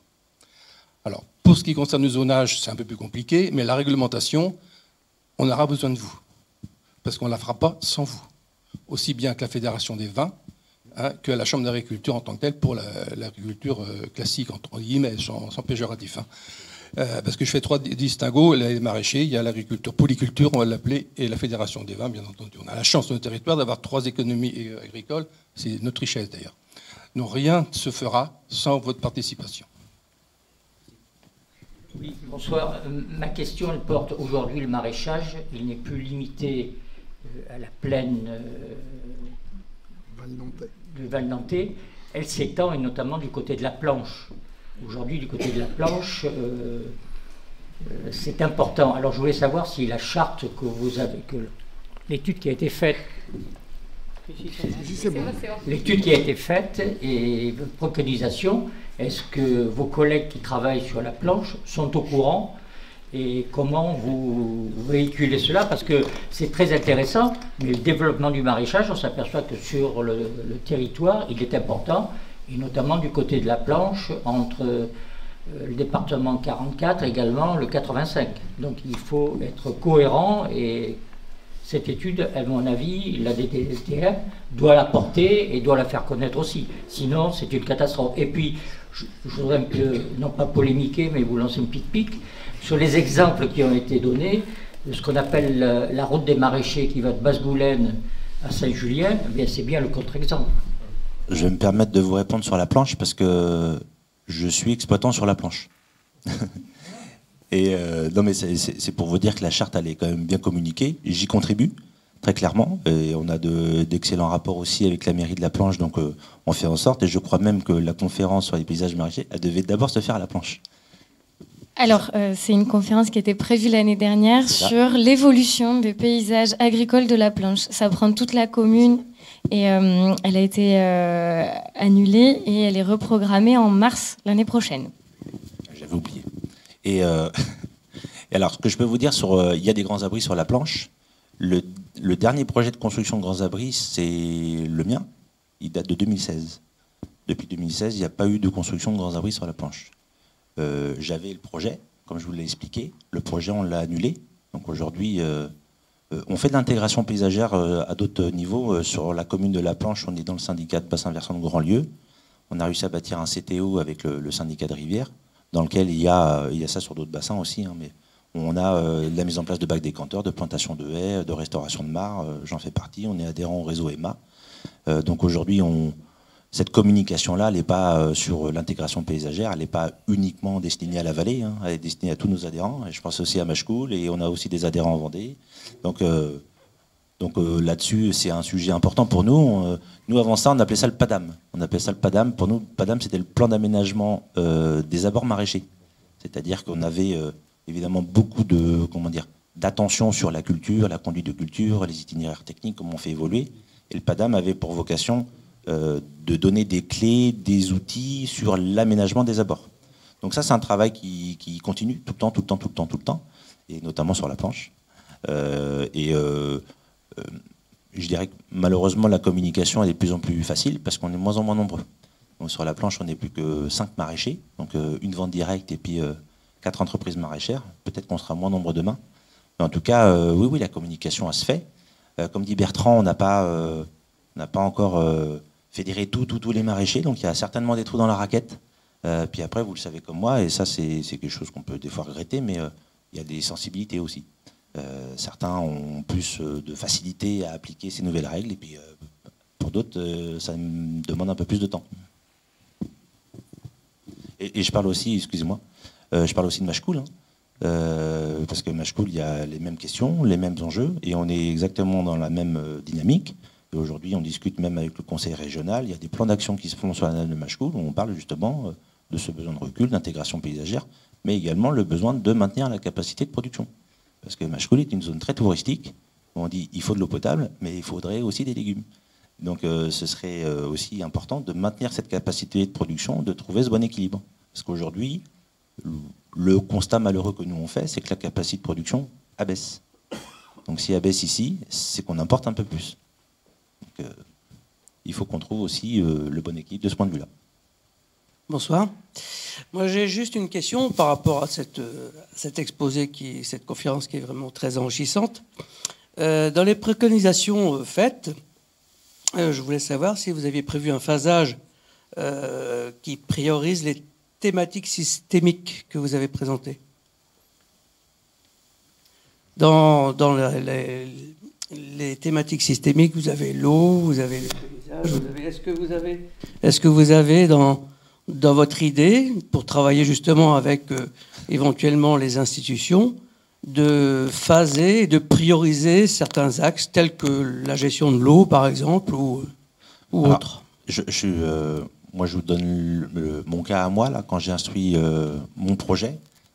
Aujourd'hui, alors, je veux que la DTTM et puis peuvent me couper, je ne suis pas l'expert de ça.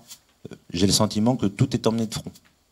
Aujourd'hui, quand on dépose notre projet et notre idée de cette instance de concertation avant de le déposer, il fallait qu'on vienne déjà avec l'étude hydraulique, l'étude environnementale, l'étude paysagère. Et dans l'étude paysagère, on parle de faune, on parle de flore, on parle de cône de vue, on parle de recul, on parle de tout ça. Donc c'est vrai que le projet, et c'est pour ça que des fois il y a eu pas mal d'allers-retours sur certains projets, et c'est ce qui a pu aussi un peu décourager et faire abandonner des projets, c'est qu'il fallait vraiment, je dirais, cocher toutes les cases. Hein, toutes les cases. Et il y a même encore aujourd'hui des exemples de projets qui, à force de faire des allers-retours et à force de ne pas trouver la solution, nécessitent aujourd'hui encore à la DTM des notes de cadrage pour dire comment on fait sur ce point-là, parce que ce point-là, il fait l'objet d'aucune règle, d'aucune charte, donc créons une note de cadrage. Sauf qu'une note de cadrage, elle n'est pas encore terminée. Donc le projet, donc le fait de tout emmener de front, c'est vrai que ça peut être forcément, oui, ça prend du temps, quoi. Ça c'est clair. Je voulais juste ajouter une petite chose. C'est vrai que les multicouches, en fait, on ne va pas dire des contraintes, mais en fait des éléments à prendre en compte dans ce genre d'études ou dans ce genre de projet, en fait, parce qu'en fait, ce qui compte, c'est la question du projet. Pour chaque lieu, en fait, c'est pas une étude qui propose des recettes. C'est une étude qui dit, voilà, dans tel secteur, voilà comment on pourrait faire, dans tel endroit, on pourrait faire comme ci, comme ça, etc. Et en fait, à chaque fois qu'on voit arriver un projet, on ne répond pas de la même manière, évidemment. Nous, en tant que conseil de l'État, on regarde comment le site est fait, quels sont les impacts, les vues, etc. La question de l'eau, évidemment, elle est primordiale. Alors, quand on nous fait des rétentions d'eau à 3 mètres de haut avec des digues, sur un paysage plat, on dit non, c'est pas possible, faut baisser, etc. Mais parfois on peut pas baisser parce que la nappe est pas loin, ils n'ont pas le droit de faire les porteurs de projets n'ont pas le droit d'enterrer, de décaisser les bassins pour rétendre l'eau qu'ils récupèrent depuis les toitures. Et donc voilà, et du coup ça veut dire quoi? Parfois il y a des projets qui sont pas faisables. Et ça, il faut avoir le courage de le dire. Et c'est très désagréable pour nous, parfois, de le dire, parce que ça met en question le projet du porteur de projet. Voilà. Mais par contre, c'est vrai que toutes ces questions, l'eau, la biodiversité, etc., ça, c'est nous, là-dessus, c'est quelque chose sur lequel on travaille beaucoup et qu'on demande nécessairement aux porteurs de projet de faire. C'est-à-dire d'amener des plus là-dessus. Et pour tout projet maintenant, la question de la biodiversité, elle est obligatoire. Les dernières législations, politiques publiques, etc., sont assez claires là-dessus. Il faut que ce soit toujours un plus et pas un moins. Voilà. Enfin, on essaye en tout cas que ça aille dans ce sens-là. Je rajoute juste un petit élément, parce que votre question, elle est intéressante. Et puis on cogite encore dessus dans le montage de nos projets.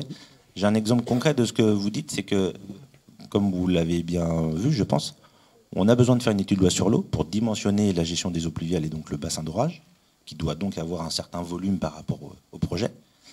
Et après, il y a le paysage qui intervient, qui dit, alors ce bassin, il faudrait peut-être le mettre dans une forme différente ou peut-être des fois dans une taille différente.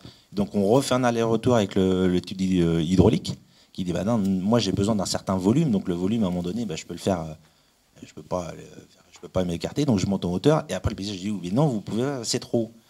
Donc en fait, c'est vrai que le fait de tout emmener de front crée que l'étape d'après, on revient sur l'étape d'avant, quoi. Et donc c'est vrai qu'il y a des moments, il y a des projets où bah, c'est le chat qui se mord la queue, quoi. On n'avançait pas, on n'arrivait pas à trouver. Alors vous l'avez bien dit, c'est pas faisable. Et pour nous, du coup, c'est pas satisfaisant du tout, parce que du coup, nous, comme je vous disais au début, on a quand même des injonctions, on a quand même besoin de sécuriser aussi nos exploitations avec ces outils-là. Et il s'avère que bah, du coup, par moment, bah, l'outil se fait pas du tout, quoi. Et là où ça peut être dommage, c'est que sur la parcelle en question, il y a du coup zéro aménagement du tout, ni hydraulique, ni paysager. Après, on pourrait dire que c'est peut-être pas gênant, des fois, qu'il n'y ait pas de projet. C'est-à-dire que... Non, mais bien sûr. Non, mais évidemment, là, je parle d'un autre point de vue, pas le vôtre, bien entendu. Mais c'est ça qui est important, c'est qu'il y a aussi cette dimension de communauté, de gens qui habitent sur le territoire, etc. Et puis, il ne faut pas oublier que nous, les humains, on n'a qu'une toute petite chose sans la faune et la flore. La faune, en fait, les terrains ouverts, c'est des zones de chasse pour elle. Donc en fait, les oiseaux, ils vont chasser sur les terrains découverts. Ils ne vont pas foncer dans les haies qui sont justement les lieux plutôt d'habitat des petits rongeurs, etc., etc. Donc en fait, il y a aussi ça. Alors nous, c'est pas ça évidemment qu'on priorise quand on analyse les projets qu'on voit passer. Mais je dirais que dans le paysage un peu général de nos territoires, c'est un élément hyper important. Savoir comment fonctionne la faune et la flore, comme vous sortez de votre lit, vous allez ouvrir le frigidaire pour aller manger, bah, eux, ils font pareil. Sauf que bah, eux, par exemple, les oiseaux, bah, ils vont s'envoler de leur nid, ils vont aller manger les graines qu'a semé l'agriculteur parce qu'il vient de les semer, donc super, il y a de la bonne bouffe. Mais il y a aussi, voilà, c'est tout un dispositif. En fait, on est obligé de connaître la manière dont le vivant fonctionne pour pouvoir être le plus,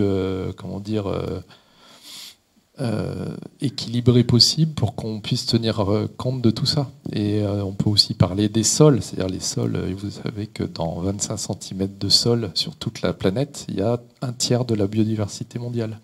Donc ça veut dire que c'est un truc très important. Si vous n'avez pas de vivant dans le sol, il n'y a plus de captage de carbone, par exemple. Vous perdez une somme énorme de captage de carbone. Donc tout ça, c'est des choses qu'il faut arriver à intégrer dans tous les projets. Et forcément, il y a des projets qui en tiennent moins compte que d'autres. On n'a pas trop le choix, pour l'instant en tout cas. Mais il faut arriver à trouver en fait ces questions qui sont pas faciles. Non mais c'est clair. Enfin, il y a une grande discussion aujourd'hui sur est-ce que les serres sont de l'artificialisation par rapport à la question de l'eau, j'entends. Hein. On dit bah non parce que le sol il reste bon, mais ça pose quand même toujours question. Les services de l'eau sont toujours un peu encore un peu je sais pas comment je pourrais dire poliment le cul entre deux chaises, mais sur la question de l'eau et sur le mauvais bouton et sur le fait que ok, l'eau tombe sur le toit de la serre ou du gap, on la récupère, mais est-ce qu'elle va au bon endroit? Enfin voilà, il y a toutes ces questions là et je comprends que ce soit pas facile à résoudre pour vous aussi, c'est une équation qui est pas évidente et du coup voilà, il faut trouver toujours, je parle toujours des équilibres, c'est ça qu'il faut qu'on arrive à faire ensemble quoi. Il faut mettre en perspective quand même les surfaces maraîchères sur le département ou voire au niveau national. On est quand même sur des toutes petites surfaces. Bon, ouais. On sauvera pas la biodiversité à l'échelle nationale quand même. Quoi. Non, mais je suis pour les haies. Vous voyez, je suis pour les haies, des espaces pour pas tout plastifier, mais bon, attention, le carbone, on reste des grands jardins quand même, quoi. J'ai une autre question ici. J'ai trouvé intéressant votre diaporama, notamment sur le paysage aux Pays-Bas. J'ai la chance, depuis que je suis exploitant, je vais tous les 2 ans en Hollande, voir les collègues, ce qui se fait là-bas. Il faut savoir, les photos que vous avez présentées, là, c'est les nouvelles zones de construction de serres. Les anciennes, dans le Westland, il y a 5000 hectares de serres verts chauffées. elles sont à 20 cm des canaux. Elles sont construites à 20 cm des canaux. Donc si vous avez la chance d'aller un jour vous promener par là-bas, vous verrez, c'est beau et pas beau, mais c'est curieux. Et les nouvelles parcelles, maintenant comme il n'y a plus de place, et les villes grignotent sur les serres, les anciennes serres, les nouvelles parcelles se font à 20-30 km de ce coin-là. Et c'est des parcelles immenses, il y a 50-100 hectares de terre disponibles. Et là, ils ont la facilité, le choix de pouvoir se retirer de 20, 30, 50 mètres, 100 mètres des canaux. Et c'est vrai que ça fait des belles unités. Alors là-bas, quand ils montent une serre, c'est serveur chauffé, c'est 30-40 hectares d'un coup, hein, on n'en est pas là. Et ce que je voulais remarquer aussi, c'est, vous parlez des canaux en Hollande, savoir une chose, c'est que là-bas, il y a un entretien régulier des canaux. Moi, je suis ça de près. On a un beau canal, canal des Bardets, qui mériterait d'être bien entretenu, et peut-être qu'on aura un beau paysage comme en Hollande. Voilà, une petite remarque. Ouais, c'est vrai que les outils évoluent aussi. Par exemple, nous en Provence, on nous demande maintenant de mettre l'eau sous pression, c'est-à-dire plus de canaux, et du coup mort de certains paysages en tout cas, puisque le long des canaux, il y a toujours un peu de fuite. Du coup, on a des belles haies qui fonctionnent, et dès qu'on met ça sous pression, on n'a plus les arbres meurent en fait. Et c'est vrai que ça pose vraiment beaucoup de questions. On entend parler dans les médias, nos bassaranes, est-ce qu'on met des bassines, pas des bassines. L'eau est une question hyper importante. Là, on n'arrive pas à la résoudre, quoi. C'est quelque chose de ouais. Quand on le prend intelligemment, prenez l'exemple de la Suisse. La Suisse a pris conscience de l'eau. Dans les zones de montagne, il y avait ce qu'on appelait les BIS. Eh bien, aujourd'hui, les BIS, elles sont toutes en train d'être reconstruites, réaménagées, et c'est une double vocation. Amener l'eau et une vocation touristique. Donc, quand il y a une volonté politique de résoudre un problème, il est résolu. Et Dieu sait si les BIS, elles ne sont pas faciles d'accès, elles sont en zone montagneuse, et je peux vous dire que les travaux qui sont faits sont dantesques. Eh bien, il y a un objectif, amener de l'eau. Aujourd'hui, c'est un problème. Et derrière, un objectif touristique. Je voudrais juste, pour terminer le sujet de l'eau, Jacques, tu le sais mieux que moi, presque. Le Conseil de développement travaille actuellement sur l'eau sur le territoire. Donc, il y a des matinées, les samedis matins de l'eau, qui sont organisées par le Conseil de développement, justement pour trouver un équilibre entre l'usage individuel, l'usage agricole, l'usage industriel, etc., pour à la fois faire un bilan, l'état des lieux, de la qualité, de la quantité d'eau, etc. Donc, sur cette thématique-là, si ça vous intéresse, rapprochez-vous du Conseil de développement. Et peut-être qu'il y a d'autres questions dans la salle. Merci. Je rebondis un petit peu sur l'eau pour faire quelques remarques. Moi, je suis habitant sur la commune de Barbechat et on a peu de maraîchage, mais on en a quand même qui s'installent sur le plateau de Leroux, à venir mourir sur Barbechat, avec tout son cortège de désagréments. Par exemple, on parle de l'eau. Sur les plateaux du Leroux-le-Bautrou, à venir mourir sur Barbechat, il n'y a pas de rivière, il n'y a pas d'étang, il n'y a pas de lac. Donc le seul moyen pour des maraîchers de s'installer là, c'est de faire des puits artésiens avec des débits d'eau considérables quand ils sont déclarés, pas toujours. Et donc ça pose un premier problème parce que ça amène un préjudice pour les villages qui sont avoisinants, qui sont proches des tenues maraîchères. Moi j'en suis victime par exemple, il n'y a pas que moi, les puits sont à sec, les arbres meurent, parce que forcément il n'y a pas de nappe phréatique dans la région, on est sur des fragmentations, on est sur de la faille phréatique, et donc du coup ils sont obligés de percer à des très grandes profondeurs pour avoir des débits d'eau suffisants, ça je les comprends, mais du coup ces failles s'étalent sur des kilomètres. Et si on est sur la même faille, si on a un puits ou un parc, etc., qui puise, qui est sur cette faille-là, forcément, en une décennie, il n'y a plus d'eau et tout meurt. Ça, c'est le premier constat que je fais. Le deuxième constat, et on n'en parle jamais, mais c'est le préjudice moral et financier. quand des maraîchers décident de s'installer dans une zone qui n'est pas historiquement faite, destinée au maraîchage, par exemple la polyculture, la viticulture, l'élevage, des gens habitent là depuis des générations et des générations. À partir du moment que des maraîchers, surtout si c'est des GAP, qui s'installent là, le préjudice financier est quand même assez considérable parce que les maisons sont complètement dévaluées. On n'en parle pas, mais je veux dire, une famille par exemple qui a mis toute sa vie à travailler pour se construire un foyer, se retrouve avec un bien qui perd 20, 30, 40% parce qu'il se situe au milieu d'une maraîchère et personne n'a envie d'acheter une maison au milieu d'un tas de plastique. Le problème ne se pose pas sur la vallée maraîchère parce que c'est historique. C'est normal que les maraîchers travaillent dans leur vallée depuis des générations et des générations. Et quand ils s'installent sur un territoire, des plateaux viticoles, etc., et la moindre des choses, c'est effectivement que la DTM, etc., commence à instruire ce dossier de façon beaucoup plus drastique, parce que là, les préjudices sont effectivement d'abord environnementaux, mais aussi financiers, moraux, parce que quand on se retrouve entouré de plastique, ça change totalement notre vision des choses.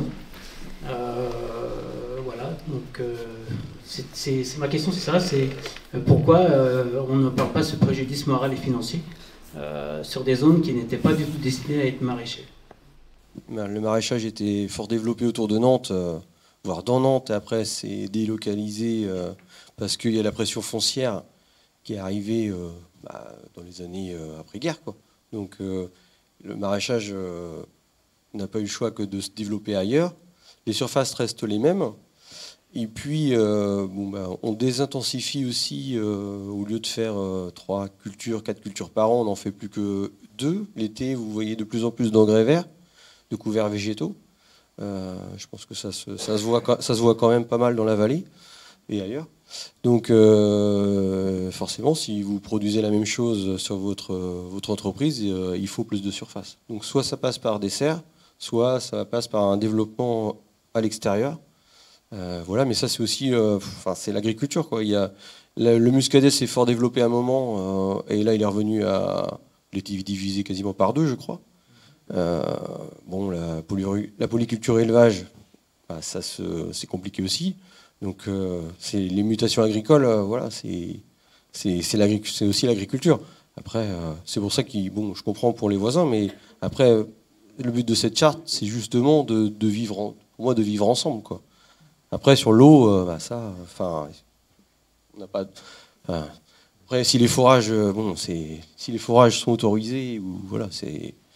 La question qu'on abordait tout à l'heure sur la question du parc agricole, ça pourrait aider à faire de la qualité, même proche des habitations, c'est tout à fait faisable, sans avoir justement des murs de plastique. Je pense que il faut travailler sous forme de projet. Tout à l'heure, vous parliez du PLUI et de la question réglementaire. La question réglementaire, évidemment, elle est importante, mais c'est pas ça qui fait le projet. Ce qui est important, c'est un PLU, en fait, ça devrait être un outil de projet. Et c'est pas le cas aujourd'hui. C'est trop réglementaire, c'est trop du zoning, du zonage, etc. Malheureusement. Et, bien sûr, non, mais on essaie de faire évoluer les choses. Et les OAP étaient là un peu pour ça. Malheureusement, je crois que c'était sous Sarkozy, je crois qu'il a un peu... les OAP devaient devenir un peu réglementaires, enfin, elles sont réglementaires, mais elles devaient être plus précises. Et en fait, elles devaient permettre de faire projet dans un PLU.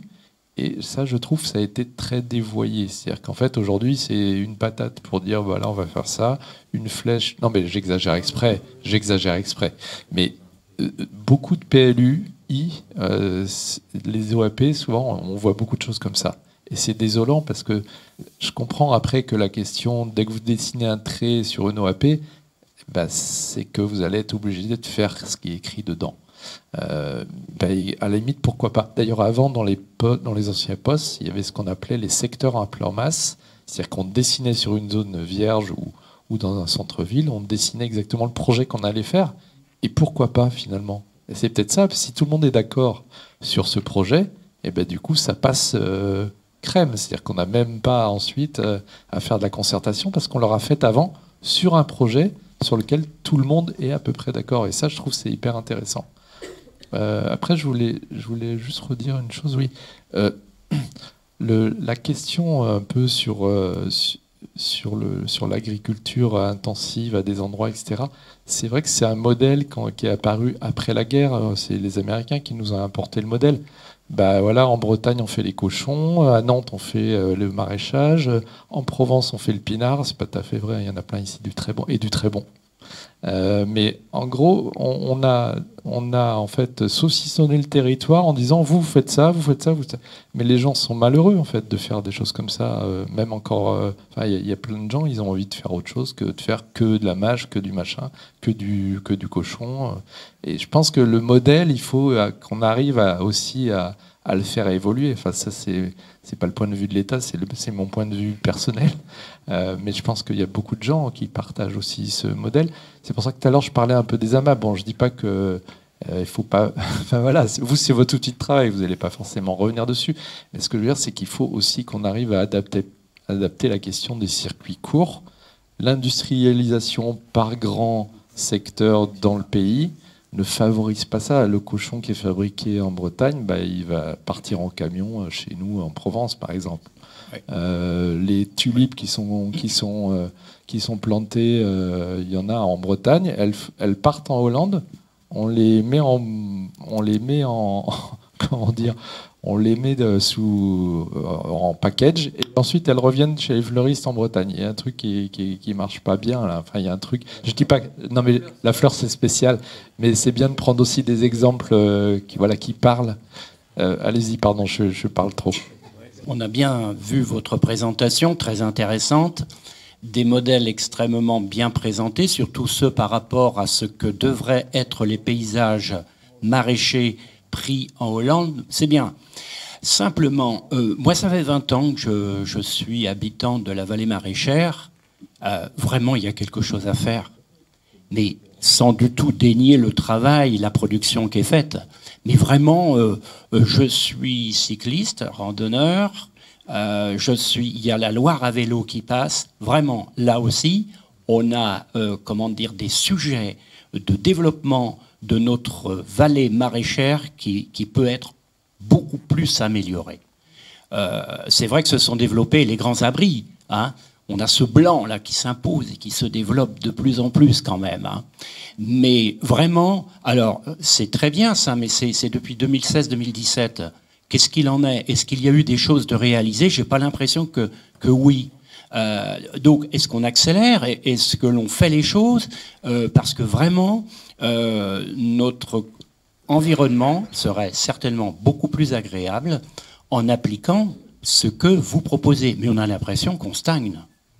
Mais voilà, c'est une réflexion personnelle. Hein, et donc, alors, il faut qu'on y aille alors. Et l'État, et le ministère de l'Agriculture, parce que vous parlez tout à l'heure d'être aidé par la métropole nantaise, mais on ne fait pas partie de la métropole nantaise, n'est-ce pas, messieurs? Hein, voilà. Hein.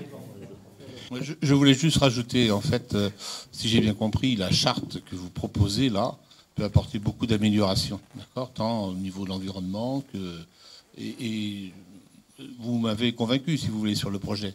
Bon, j'ai l'impression que ça n'avance pas beaucoup, c'est très difficile.